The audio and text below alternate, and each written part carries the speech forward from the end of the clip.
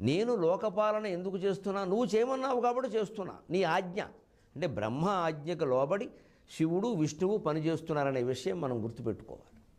అయితే ఇదే శాశ్వతం కాదు. ఇంకో మీరు విష్ణు పురాణంలో చదివితే విష్ణువే బ్రహ్మని శివుణ్ణి ఆదేశించినట్టు ఉంటుంది. ఇంకో శివపురాణం చదివితే శివుడే మొదటివాడు, ఆయన కుడి భుజంలోంచి విష్ణువు పుట్టాడు, ఎడమ భుజంలోంచి బ్రహ్మ పుట్టాడు, వాళ్ళిద్దరిని ఆయన ఆదేశించాడు ఉంటుంది. ఈ మూడు కూడా సత్యములు అసత్యములు కూడా, సత్యాసత్యములు. ఎందుకు ఇలా రాస్తారు? ఒకే పురాణకర్త రకరకాల పురాణాల్లో ఉంటే అసలు దేవుడు ఆత్మ. దానికి నువ్వు విష్ణువు మూలం అనుకున్నా, బ్రహ్మ మూలం అనుకున్నా, శివుడు మూలం అనుకున్నా, నువ్వు మూలమని తెలిసే వరకు నీకు మూలం అర్థం కాకపోయినట్టే లెక్క. నువ్వు మూలంలో కూర్చోవడమే. నీకు మూలం ఏదో తెలిస్తే నువ్వే మూల పురుషుడివి. ఆ ఆత్మని బ్రహ్మ అంటావా, విష్ణువు అంటావా, శివుడు అంటావా, నీకు ఇష్టం వచ్చింది అనుకో. స బ్రహ్మ శశి వత్సహరిస్యే ఇంద్రస్వ అక్షర పరమస్వరాటు అలా చెప్పారు. అజ్ఞానంలో పడకూడదు. వీరు ఎక్కువ, వీరికి ఎంత ఉంటారు, వారు పైన ఉంటారు అన్నిటికంటే గొప్ప అలా